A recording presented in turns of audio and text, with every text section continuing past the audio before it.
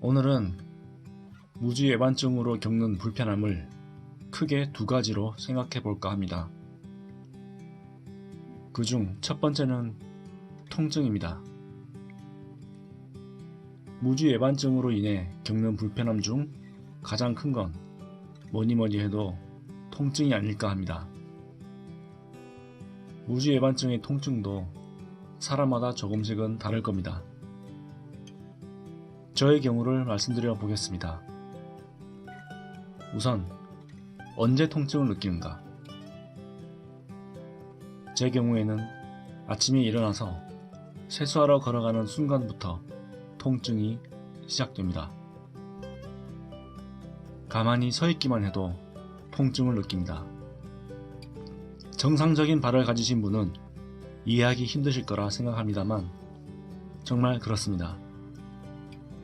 사람이 서 있게 되면 두 발이 모든 체중을 그대로 받게 됩니다. 그 하중과 압력을 견뎌주는 가장 큰 역할을 하는 곳이 발바닥의 아치입니다. 저는 엎친 데 덮친 격으로 평발이라 발바닥에 아치가 없습니다. 그래서 발바닥 아치 부분이 무너져 바닥과 닿으면서 그 압력이 엄지발가락까지 영향을 끼칩니다.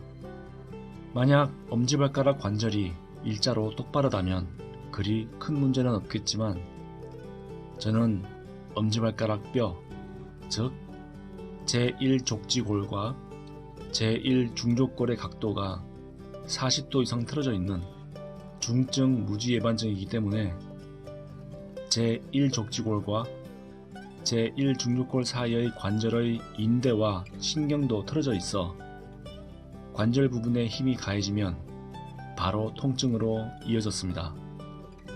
그래서 가만히 서 있기만 해도 관절은 몸의 체중을 받기 때문에 아픈 것입니다. 만약 걷기라도 한다면 그 관절 부분이 틀어진 상태에서 접혔다, 펴졌다 하기 때문에 더 큰 통증을 느끼게 됩니다. 그래서 저는 어떤 편한 신발을 신어도 항상 발이 아픕니다. 저는 신발을 고를 때 가장 우선순위가 볼이 넓어야 한다입니다. 그리고 신발의 소재가 부드러워야 합니다. 만약 소재가 부드럽지 않으면 휘어진 뼈로 인해 튀어나온 부분이 신발과 닿아서 참기 힘든 통증을 느끼게 됩니다. 그래서 제가 신는 신발은 메쉬 소재로 된 운동화가 대부분입니다. 메쉬 소재는 소재가 아주 부드럽고 신축성이 있어서 제 발에 튀어나온 부분에 맞게 소재가 늘어나기 때문에 일반 가죽 소재나 합성 가죽 소재보다는 훨씬 발을 편하게 해줍니다.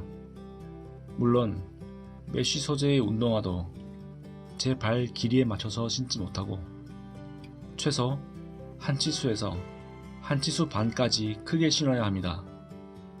저는 발 길이로만 봤을 때 270 사이즈가 맞지만 발 볼 때문에 285 사이즈를 신어야 합니다. 그러나 대부분의 가죽 소재의 신발은 285 사이즈도 발볼 때문에 신지 못합니다.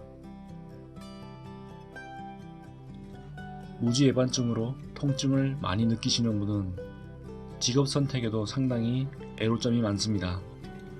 서 있어도 아프고 걸어다니면 더 아프기 때문에 앉아서 일하는 직업이 아니면 직장 생활이 무척 힘듭니다. 저는 무지외반증을 가진 채로 10년을 서서 일하는 직업을 가졌었고 그 10년 동안 정상인들은 상상도 못하는 통증을 느끼며 하루하루 일했습니다. 퇴근 후 집에 와서 자기 전에 최소 1시간 동안의 마사지를 하지 않으면 다음날 많은 지장이 있었습니다. 그렇기 때문에 만약 서서 일하는 시간이 많은 직업을 가지고자 하시는 분은 가능하면 무지외반 수술을 꼭 받으시길 바랍니다. 다음날 출근 시간이 두려워지지 않으려면 말이죠.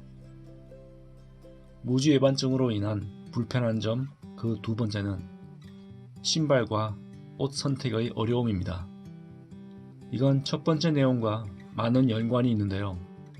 발 모양 때문에 저는 신발 선택 시 많은 어려움이 있습니다. 요즘엔 운동화도 디자인이 아주 다양하고 예쁘게 나오는데 저에게는 그림의 떡입니다. 신발 매장 진열대에 놓여져 있는 신발의 디자인이 너무 멋있어 보여서 한번 신어보면 아까 내가 본 그 신발이 맞나 싶을 정도로 다른 느낌입니다. 진열되어 있는 신발의 사이즈를 보면 260에서 265가 대부분입니다. 왜냐하면 남자 신발은 그 정도 사이즈일 때가 가장 예뻐 보이기 때문에 그 사이즈로 진열을 해놓기 때문입니다. 신발은 작을수록 예뻐 보이는데 아무리 디자인이 좋아도 신발 사이즈가 285가 되면 같은 신발인데도 투박해 보이고 예뻐 보이지 않습니다. 아무리 디자인이 좋은 신발도 제가 신으면 원래의 모양에서 점점 이상한 모양으로 변해갑니다. 그래서 저는 아주 오래전부터 신발을 고를 때 신발의 디자인은 포기했었습니다. 패션의 완성은 신발이라는 말이 있죠. 아무리 스타일 좋게 옷을 입어도 신발이 에러면 전체적으로 스타일이 망가집니다.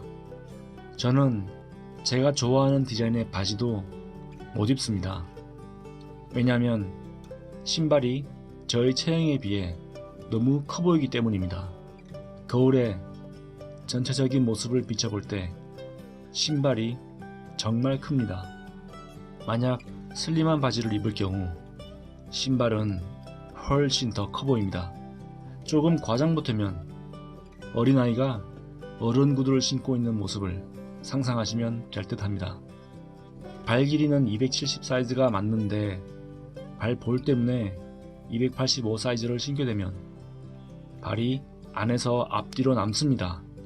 그래서 걸을 때도 뒤꿈치가 들리는 건 당연하고 걸을 때마다 바지 뒷단이 신발 안쪽으로 말려 들어가서 옷 스타일도 구겨집니다. 그래서 자주 바지 뒷단을 손으로 정리해줘야 하는 것도 큰 스트레스였습니다. 언젠가부터 특별한 일이 없으면 평소에는 추리닝 바지에 슬리퍼를 신고 다닙니다. 슬리퍼를 신으면 신발에 발볼 닿을 일이 없어 발볼이 닿아서 발생하는 통증이 없고 바지단이 신발 안쪽으로 자꾸 말려 들어가는 일도 없기 때문에 패션이고 스타일이고 그냥 포기하고 슬리퍼 위주의 편한 스타일로 입기 시작했습니다. 저야 남자이고 이제 아무도 봐주지 않는 아재가 돼서 상관없지만 만약 한창 예쁜 신발, 예쁜 옷 입을 젊은 여자분이라면 무지 예반증은 정말 재앙과도 다름없지 않나 생각합니다. 예쁜 옷, 예쁜 신발도 한 살이라도 젊을 때 입고 신어야 예뻐 보입니다. 자신의 리즈 시절을 발 때문에 발이 편한 신발만을 신고 또 그 신발에 맞춰 옷을 입어야 한다면 나중에 자신의 젊은 시절을 돌이켜봤을 때 많이 후회할 수도 있습니다.